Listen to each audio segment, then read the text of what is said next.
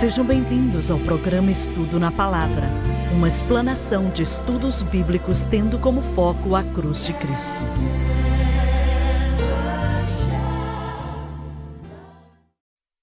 Bem-vindo hoje ao Estudo na Palavra e estamos muito felizes de ter você conosco hoje. É muito bom ter o John aqui, o Dr. David Watts, o Dr. Don Paul Gray, o Josh Rosenstern e o Dave Smith. E, Dave, vamos continuar de onde paramos no programa passado? Versículo 8? Versículo 8. Primeiramente, dou graças ao meu Deus por Jesus Cristo, a respeito de todos vós, porque sua fé é anunciada em todo o mundo. Ele está falando do Império Romano.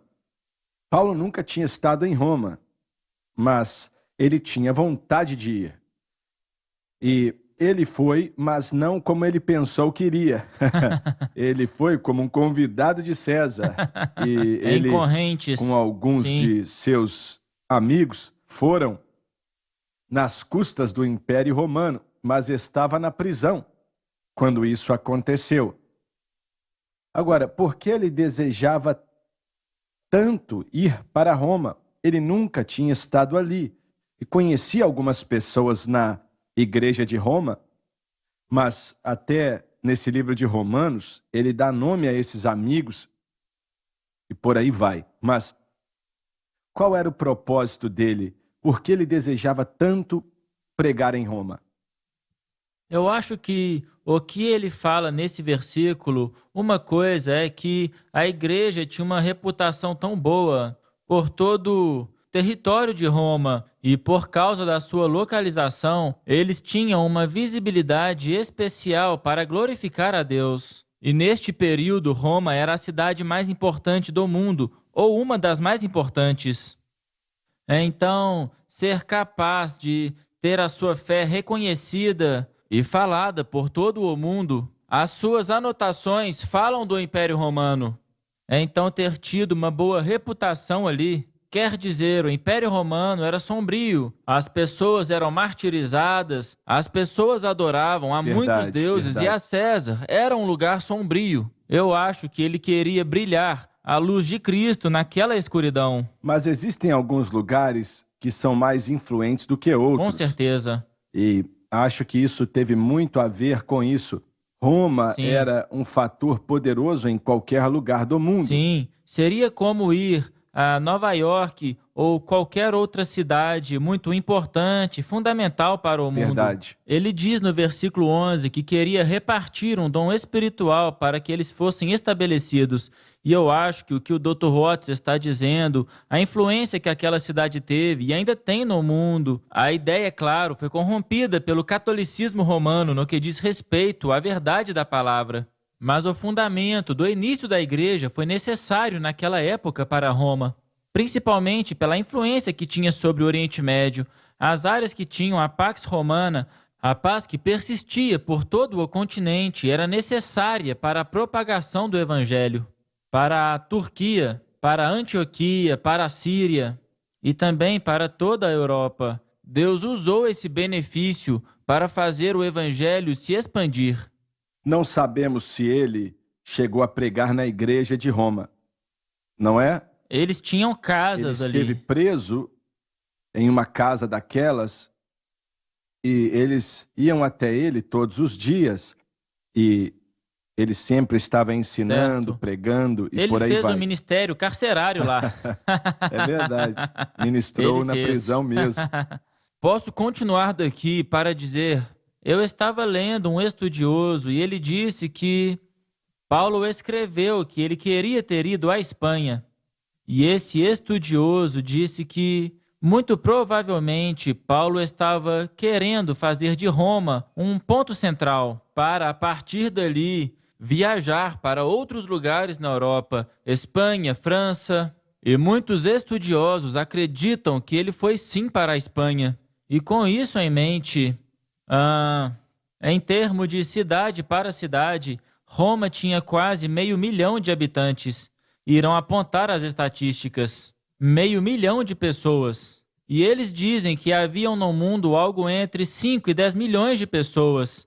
Como eles chegaram nesse número, eu não sei, mas 500 mil de pessoas, como o irmão Watts disse, era a Nova York daquela época, a maior cidade, e era também aonde Nero estava. O imperador estava ali. E é triste dizer, mas foi ele quem deu a ordem para executar a Paulo verdade. e martirizá-lo. De qualquer maneira, ele pregou em Roma, mas foram até onde ele estava, ao invés dele ir para a Sim. igreja lá e por aí vai. Mas, se pudermos diferenciar da seguinte maneira, a epístola mais importante que ele escreveu foi para Roma, o que estamos estudando agora. Com certeza. E ele usa o termo sua fé sendo mencionada no mundo inteiro. E, evidentemente, de alguma forma, alguns dos membros da igreja em Roma deram essa informação para Paulo, falando como esse povo estava ancorado na fé. Alguns acreditam que foi Priscila e Áquila. Pode ter sido mesmo. Outros estavam lá também, mas a fé deles, mencionada no mundo inteiro, eu acho que ele estava em contato com alguns crentes de Roma. E ele chega a declarar isso, não é? E por aí vai. Em seu comentário, F.F. Bruce disse que esses cristãos deviam ser fortes. Os cristãos em Roma eram impopulares, inimigos da raça humana e culpados de incesto e canibalismo. Em grande número, eles se tornaram vítimas da malevolência imperial, e é sob essa perseguição de Nero aos cristãos que foi formado o cenário para o martírio de Paulo. Então eles tinham que ser pessoas notáveis e pessoas fortes, Eles firmes. estavam sempre correndo Sim, perigo. eles estavam sob a ameaça de Nero, e eles não eram bem-vindos. E ainda assim, eles eram fortes em sua fé. E por isso Paulo estava elogiando eles, por causa de sua reputação. Mas olha o que ele falou. Falou da fé deles. Certo. Foi disso que ele falou e o Espírito Santo quis que isso fosse mencionado. E isso deve ser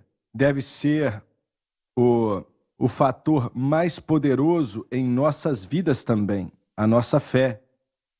Porque foi Paulo que proclamou a fé em Cristo e na cruz. Sim. Muito bem, Dave, pode ler o versículo 9. Porque Deus, a quem sirvo em meu espírito, Seu espírito humano, me é testemunha no evangelho de seu Filho, Jesus Cristo e ele crucificado. que sem cessar faço menção de vós em minhas orações. Paulo tinha uma vida de oração forte e é o que temos discutido. Agora, você pode dizer, porque Paulo tinha mesmo que fazer isso, mas eu não sou um pregador. Olha, isso não tem nada a ver com o que estamos falando. Se você quer o melhor de Deus em sua vida e o seu coração, faça o que esse homem fez. Inclusive, todas as manhãs, eu busco o Senhor em oração e eu vou para o estúdio aqui no prédio da administração e vou até ali só para buscar o Senhor. Toda manhã, eu não perco uma só manhã. E busco o Senhor por um período de tempo. Depois estudo a palavra por um período de tempo. E faço isso toda a tarde. E, olha, talvez eu perca um dia aqui e ali, mas não são muitos. Mas eu preciso disso. Eu preciso da ajuda do Senhor, que Ele me guie, me direcione. É algo que eu preciso ter. Então, Irmão Swagger, você vai perceber que ele está enfatizando que Deus é minha testemunha, a quem sirvo em meu espírito, e sem cessar faço menção de vós em minhas orações. Muitas vezes as pessoas têm um pedido de oração e pedem oração, e nós dizemos, sim, vou orar por você, mas não oramos. As pessoas dizem, estou orando por você, mas será que está mesmo? Eu quero enfatizar para que sejamos como Paulo, que disse, Deus é minha testemunha de que eu não vou me esquecer de orar por você. Quando nós dizemos a alguém que nós vamos orar por ela, nós precisamos orar por ela. É verdade. Precisamos de parar o que estamos fazendo e orar por ela. Está ficando muito feio, especialmente nas redes sociais, quando alguém posta uma necessidade e as pessoas comentam que estão orando por você. Apenas escrever isso e dizer que está orando não é orar pela pessoa. Precisamos parar e, como Paulo, orar e edificar as pessoas. E Paulo queria enfatizar a eles que sempre os mencionava em suas orações. Quando você me pedir para orar por você, eu vou orar por você. E uma pequena oração com fé vale Vai muita muito, coisa. muito longe. Me deixe tomar uma outra direção. Eu olhei as suas anotações, irmão Swagger, e diz 60 depois de Cristo. Então Paulo escreve isso, mais ou menos 60 depois de Cristo, no mesmo período em que Nero assumiu o poder. E eu estava lendo em algum livro outro dia que Nero havia decretado uma ordem contra os cristãos e que centenas estavam sendo mortos. Então, enquanto Paulo escreve isso para a igreja de Roma, eles estão debaixo de um ataque do governo, um ataque de Nero, e muitos cristãos estão sendo mortos. E talvez todos vocês saibam Verdade. que quando ele decidiu queimar a cidade, ele usou o corpo físico dos cristãos, os cobriu com algo inflamável e fez deles tochas Como uma tocha. e os queimou até a morte. É esse o período de que estamos falando. Ele escreveu isso 60 depois de Cristo. E eu imagino eles lendo isso, irmão Swagger. Eles provavelmente disseram, graças a Deus alguém está orando por nós, porque estamos com problemas aqui em Roma. Percebe? Exatamente. Eles estavam sofrendo uma perseguição maior que qualquer outro lugar do Império. Naquele Verdade. período, a perseguição em Roma... Esse homem era possesso pelo demônio. Absolutamente. E centenas de cristãos foram Vamos para o assassinados. intervalo. Ainda bem que o Dr. Gray mencionou isso, porque é necessário. Voltamos já. Os nossos comentários já ajudaram pelo menos centenas de milhares de pessoas, se não milhões de pessoas, a colocar sua fé no Senhor. E você precisa aproveitar a oportunidade de pedir o seu, pois está sendo vendido pela metade do preço. Geralmente custam $40, mas o preço está pela metade. Eu sou Jimmy Swagger e estou esperando a sua ligação.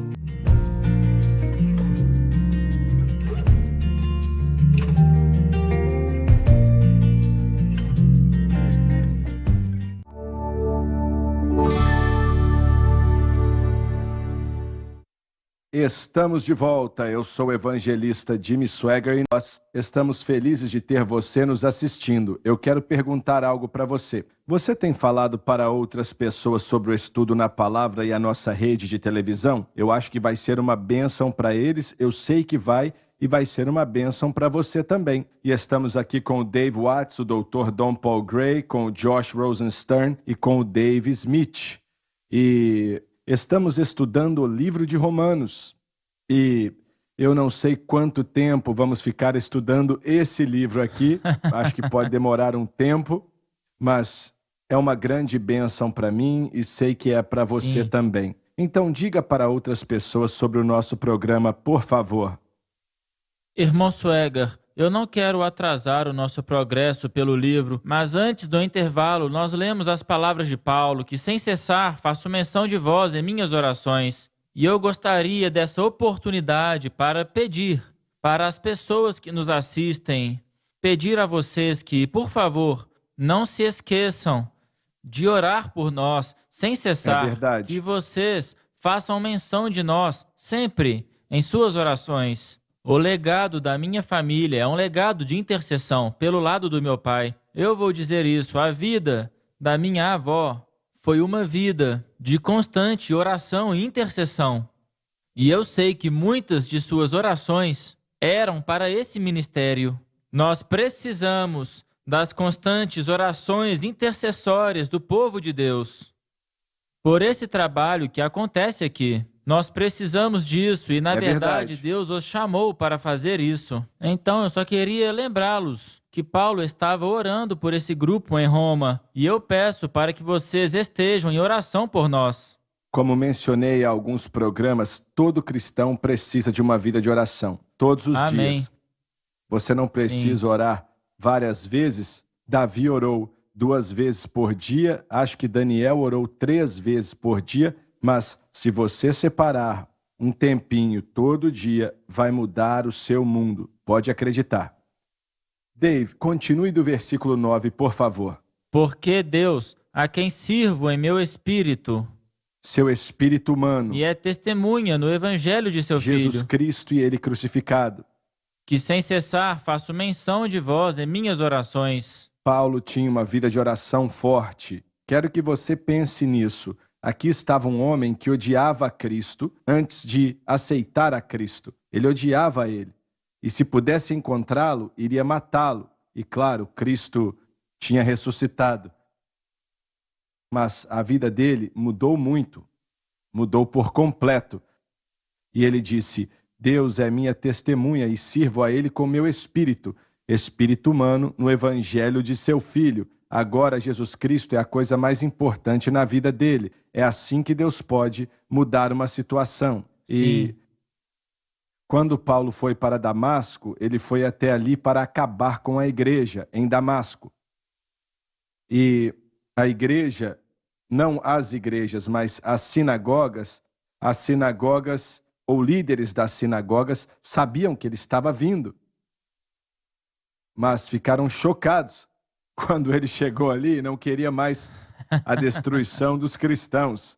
Tudo mudou. E mudou instantaneamente. Mudou instantaneamente. Isso é mesmo. isso que Deus pode fazer. Ele pode mudar as coisas imediatamente, quando às vezes demora uma eternidade para a gente. Certo. Ele era Saulo de Tarsus, e ele era, em primeiro lugar, muito letrado. Ele conhecia a lei, provavelmente, melhor do que qualquer Ele era o mestre pessoa. da lei.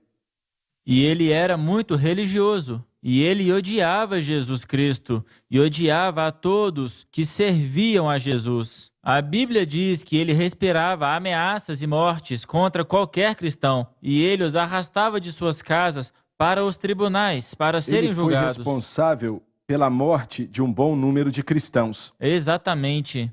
Mas naquela estrada para Damascus, porque ele buscava expandir a perseguição para além de Jerusalém a outros lugares. E ele tinha permissão para isso. E ele estava na estrada para Damascus quando ele teve aquela experiência que o derrubou do cavalo. E ele perguntou: quem é você? E a resposta não foi algo vago, mas foi: eu sou Jesus, a quem você persegue. É verdade. E esse Jesus foi quem mudou a sua vida e mudaria até mesmo seu nome, de Saulo para Paulo. Como nós cantamos: ah, que mudança na minha vida. Aconteceu com Paulo, mas é o mesmo para todo mundo. Essa mudança, essa transformação é milagrosa e nada permanece o mesmo. Eu acho que, se fizerem o que estamos dizendo, podem ficar surpresos sobre como Deus vai começar a se mover em favor deles. Sim.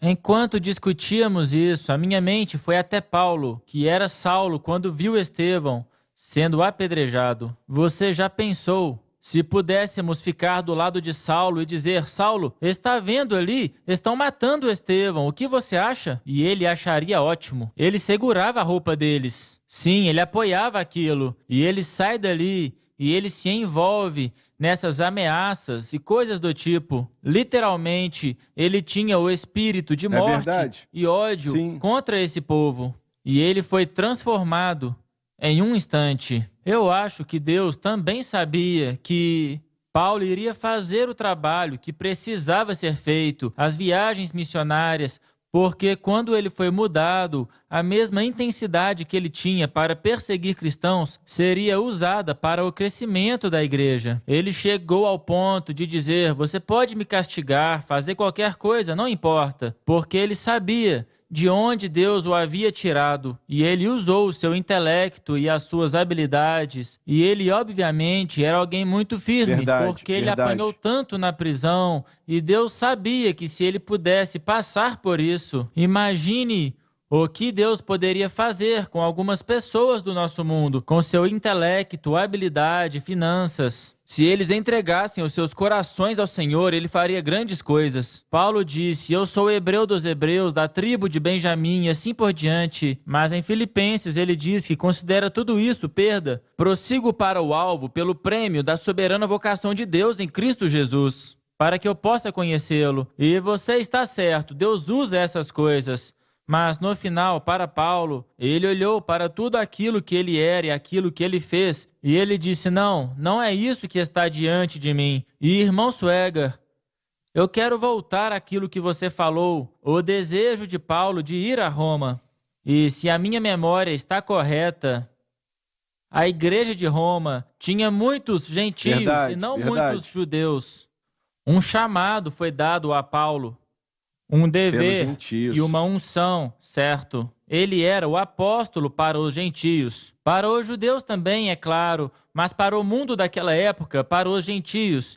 E esse dever, esse chamado e essa paixão, eu acredito que é o que guiou ele. Ele foi chamado por Deus para ir de encontro aos gentios e ao povo de Deus. E eu olho hoje e eu digo isso dessa perspectiva. Eu vejo o chamado de Deus que está sobre tantos homens, e eu te incluiria nesse trabalho que fazemos aqui. O chamado te impulsiona diariamente pelo que eu observei. Nós precisamos de mais uma rede de televisão. É verdade. Nós precisamos entrar em mais um país, porque esse é o chamado. E não tem como recuar nisso, somente avançar. E eu acho que foi o irmão Mark Montaigne que foi chamado para a Índia. Acho que foi ele. O coração dele estava lá. De uma outra cidade, não na Índia, estou pensando aqui aonde foi, mas ele saiu do avião que pousou em algum lugar ali, e o Senhor falou para ele, você vai ficar aqui. E ele ligou para Springfield e disse, eu não vou para esse lugar que eu estava indo, mas vou para Calcutá. E eu já estive em Calcutá. E, olha, o povo indiano, eles são uma das pessoas mais inteligentes do mundo. Sério mesmo. Você encontra muitos advogados aqui nesse país, e médicos também. E cientistas. E cientistas também, que são indianos. A religião está matando eles, destruindo eles, porque eles podem virar aquela nação de cabeça para baixo se eles quiserem servir a Jesus Cristo. E creio que é no norte da Índia que eles são muçulmanos. Sim, senhor, na fronteira com o Paquistão. Há hinduísmo lá também.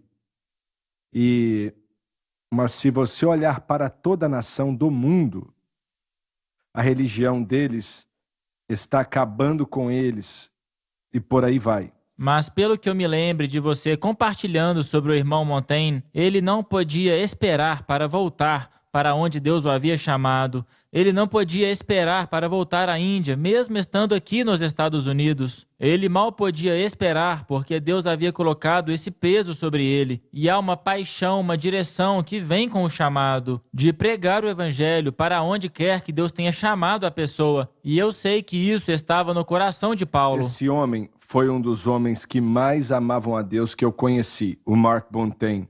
A primeira vez que escutei ele, eu preguei uma conferência em Illinois e ele era um dos preletores também. E ele falou sobre como encontrou uma criança no lixo, uma criança sem ter para onde ir, com mais ou menos 11 ou 12 anos de idade e tal. E quando terminou de contar sua ilustração, ele disse, olha esse jovem aqui. E o garoto estava ali e, olha, não tinha como... a atitude que ele tinha, um jovem me falou quando foi levá-lo para o aeroporto, daqui para o aeroporto. Aquele homem ora o tempo todo, nunca para de orar.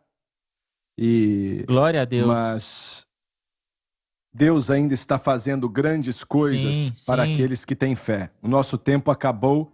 E muito obrigado pela sua audiência hoje. Não perca um só programa, por favor.